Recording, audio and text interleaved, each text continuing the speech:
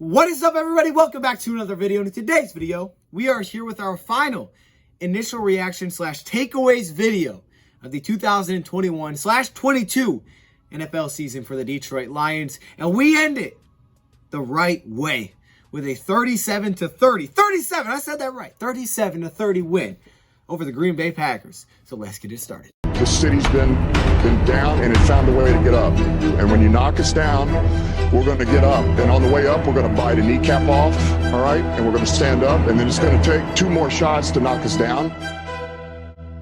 We're going to take another hunk out of you.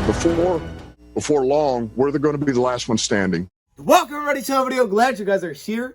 And we are back to talk about a dub today. Yes, right. The Lions won versus the Packers at home. I know we've lost the last 5 games against the Green Bay Packers. And I just love beating this team. I said it all week, man. This would be such a great send-off to beat this team. And to make it even better, we led at halftime when Rodgers was playing.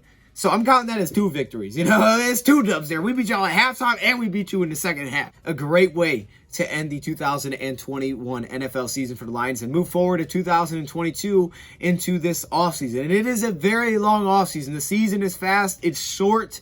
You know, it's here. You're hype.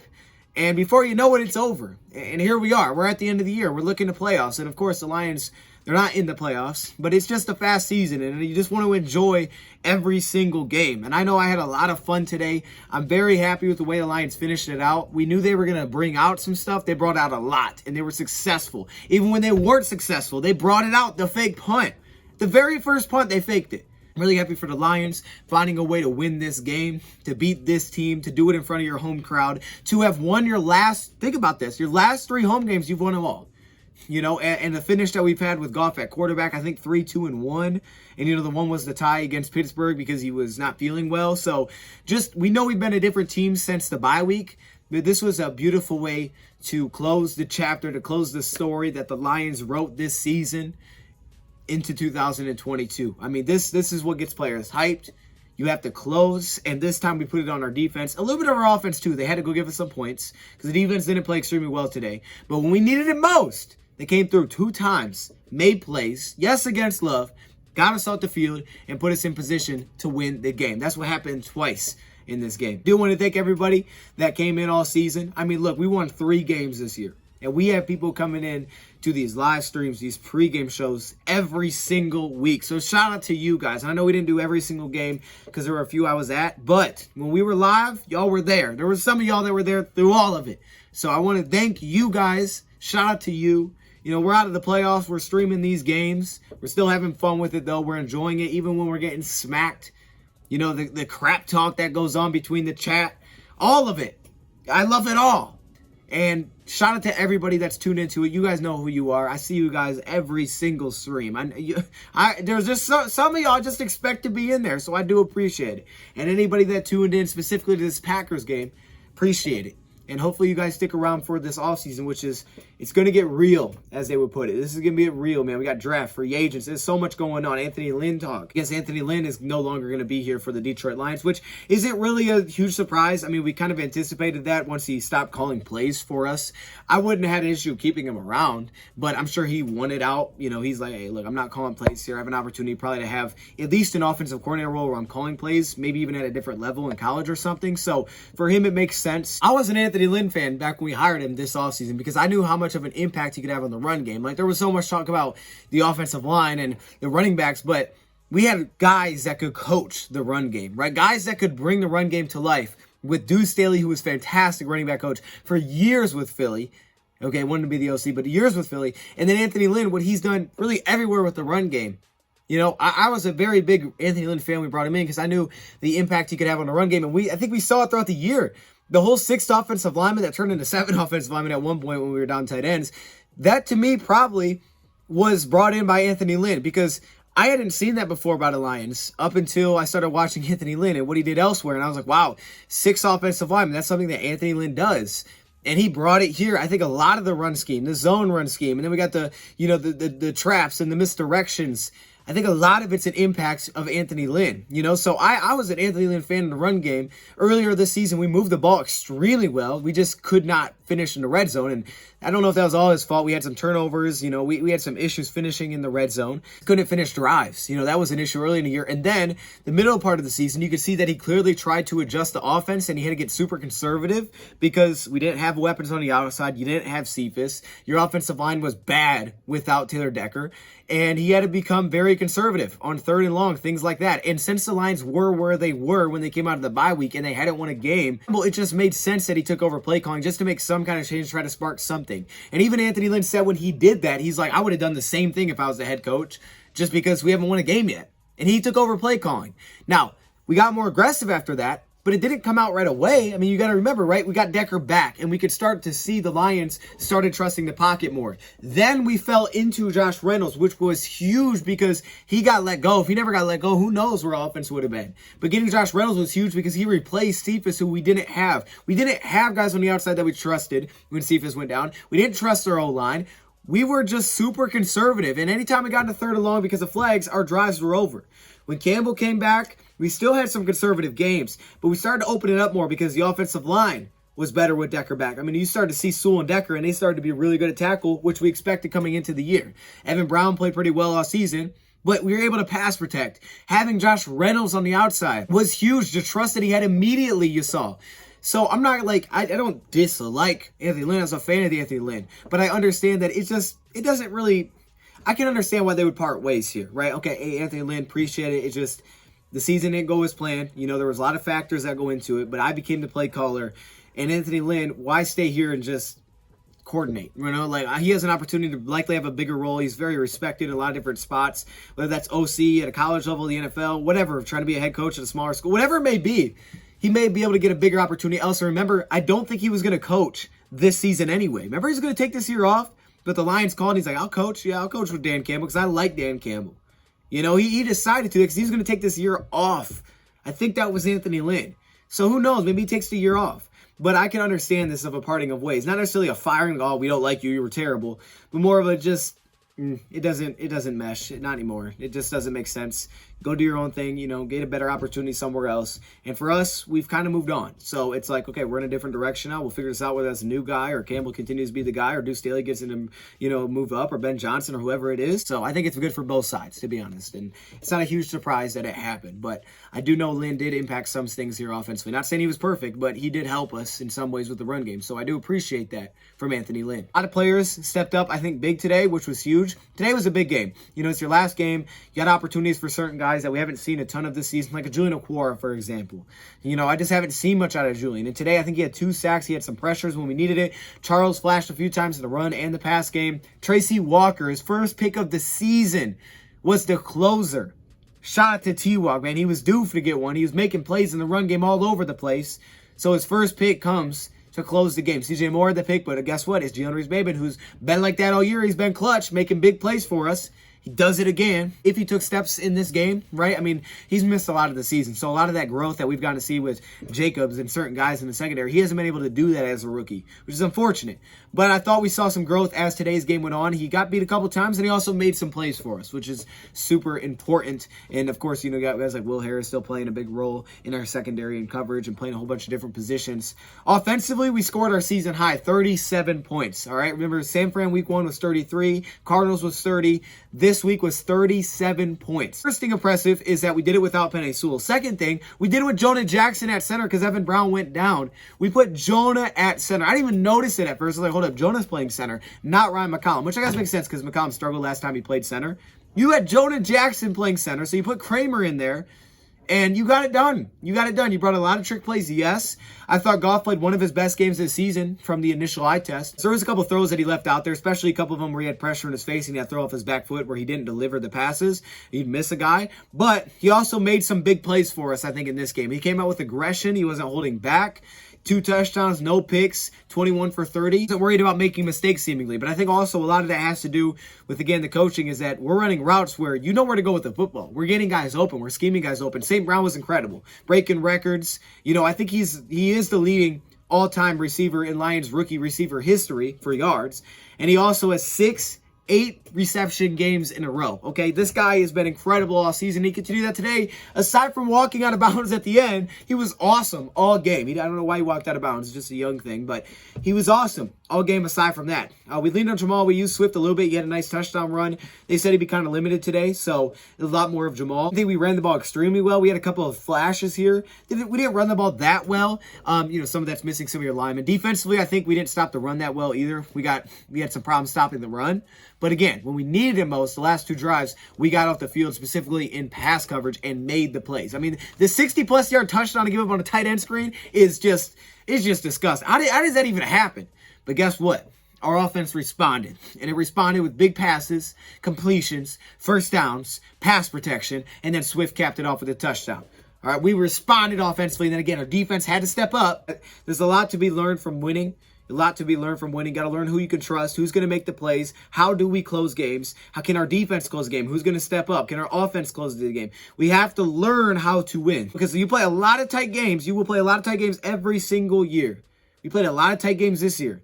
But one thing that we did not do well is finish close games. And we got a lot of young guys. Sometimes those were the issue early in the season. At one point, we were 1-6-1, aside from the Vikings game at closing. But today, you once again learn how to close a football game, and that's very valuable for young guys. It's very valuable to learn what guys are those players that will step up and come through for me.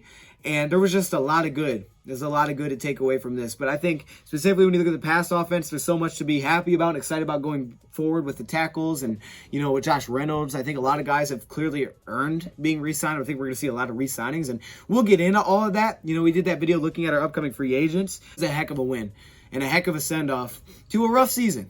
Rough season, no question. Didn't go as planned.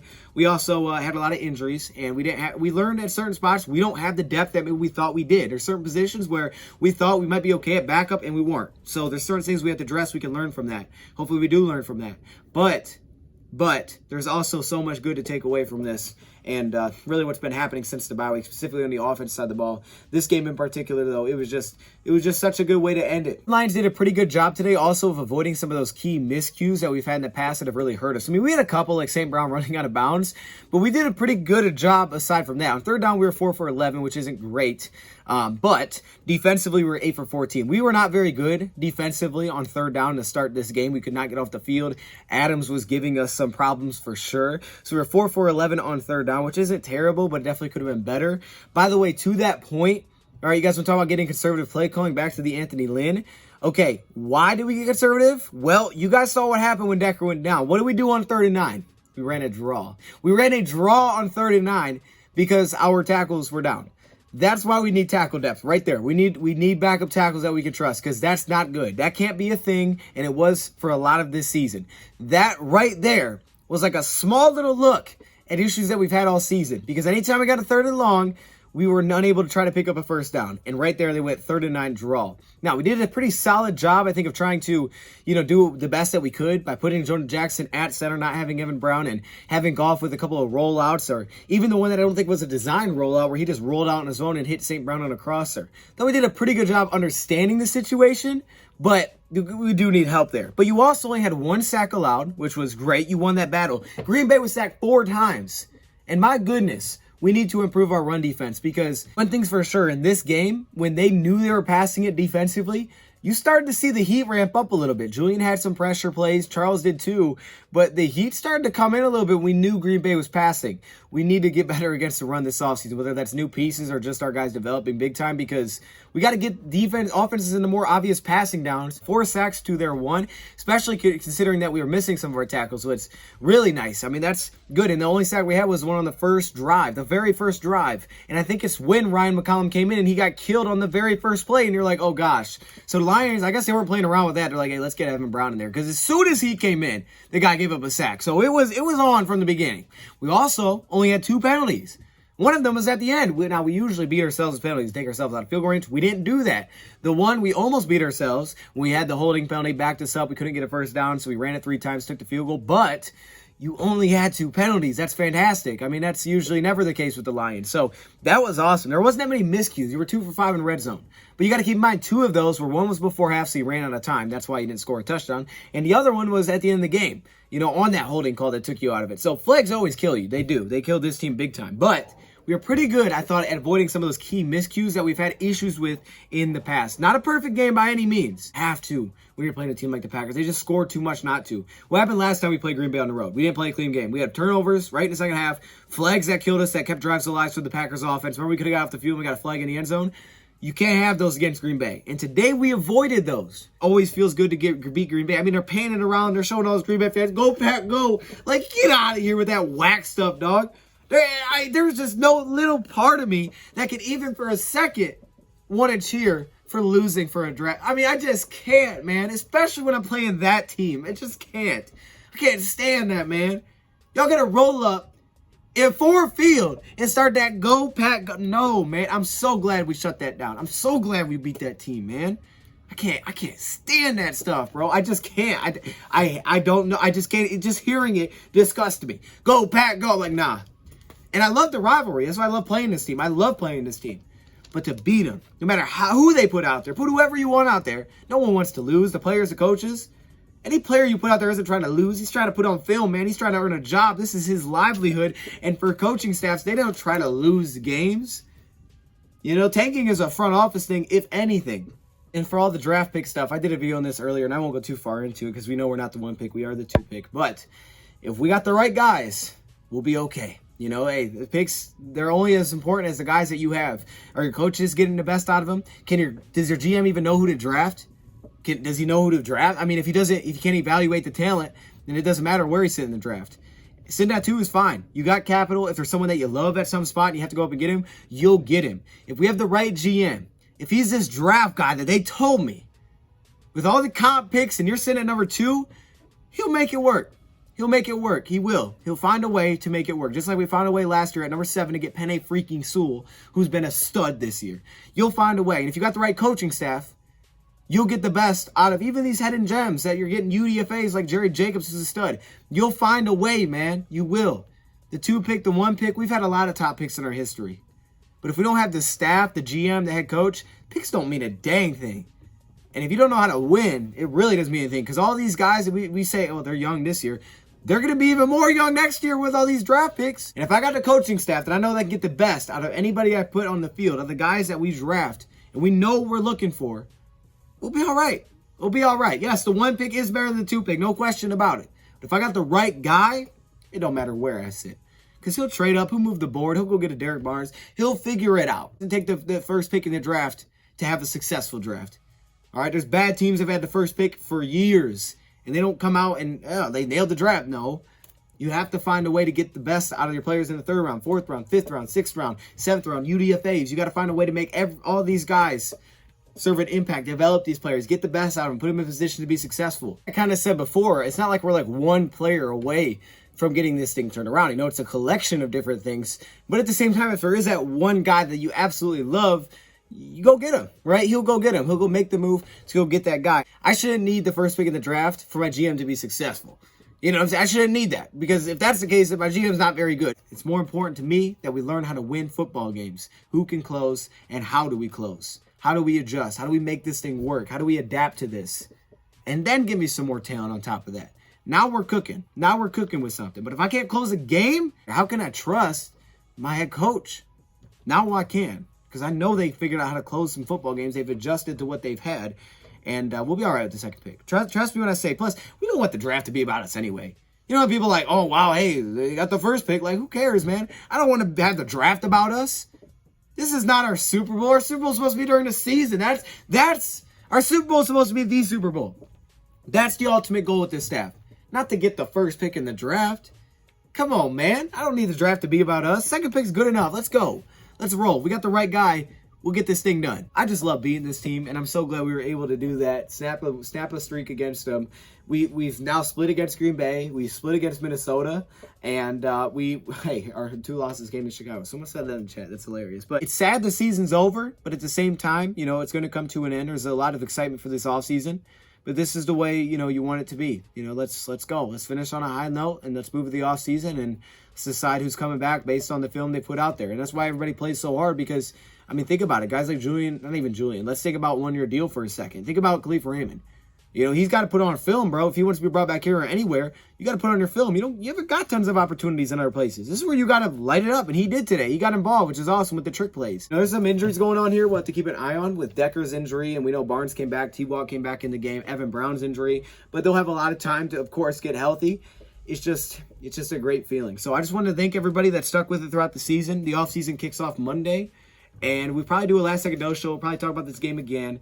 And then we'll move on to the offseason. A lot of things planned. I mean, look at this. Literally, my notepad right now, this is about Kyle Hamilton. I've already started that. Like, we've already been diving into all this stuff. So, it's go time. And I'm going to love watching these highlights. And when they go to the night game, who's playing? I don't even know. Chargers and Raiders. And they're like, halftime highlights. See the Lions score a trick play touchdown. And then we go to, the highlights in 3 minutes on Monday Night Football. And they throw up, and you got Chris Berman in there. Am I around saying, bro? Like that stuff's going to give me hype. Get into all of that. For this game, go Lions, 37-30. Well-deserved, well-won, great finish. MVP, game ball. Offensively, got to go to St. Brown for putting up records. I think a lot of people could be in that talk. You could have Goff in that conversation. You could, Khalif even maybe, but Tom Kennedy. I mean, Jack Fox. Who do you put it wherever you want? Jordan Jackson for putting at center. But I would give it to St. Brown for putting up records. Congratulations, rookie. I mean, he's been outstanding this year, and he's lived up to what we thought he would be coming into the year, which is awesome. It started off slow. Our whole pass game did because of pieces that we missed, but we got some pieces back, and we've adjusted things. We got Ben Johnson more involved. The pass creativity, the opening up guys has went through the roof. Goff playing so much more confident since the bye week, and the pass game's alive. So he'll get my offense game ball, defensive game ball. I think this could also go to a couple players. I think Julian definitely could be Tracy Walker. I'm going to go with Tracy Walker. I think Julian could be in this mix. Charles maybe a little bit too. Jalen. But I'm going to go with Tracy Walker, the pick. His only pick this season, and he needed one. Hey, if anything, that's going to help him get paid a little bit more. You know what I'm saying? I think he's going to be brought back. But Tracy Walker will get my game ball. And even CJ Moore could probably be in the mix iffy. There's so many guys. AJ Parker was hitting people. But I'm going to go with Tracy Walker for defensive game ball. And, of course, Riley Patterson for special teams. Let me know your thoughts in the comments below. Go Lions. We'll see you guys Monday. Lions 3-13-1 on the 2021/22 season. This is a wrap. Appreciate everybody that stuck around. Not everybody that bought merch this year. I know we bought the Dan Campbell, the New Era shirts. I think with that merch is like, it's not even a yearly thing. It's not like, oh, it only worked for this year. It's a New Era, bro. New Era's rolling for years. Like the Dan Campbell kneecaps, that's rolling for years. None of this stuff is like, oh, you can't have it anymore because it was last year. No. This stuff is endless, man. As long as this coaching staff is here. So check it out. Dodge Shop, Patreon, links in the description if you want to try to get some exclusive draft content because we're going to be dropping that throughout the season. And also comment below what you guys want to see for offense stuff, and off-season stuff, draft, free agency, whatever it may be. Thank you for watching. Have a great night. Go Lions. And I'm out.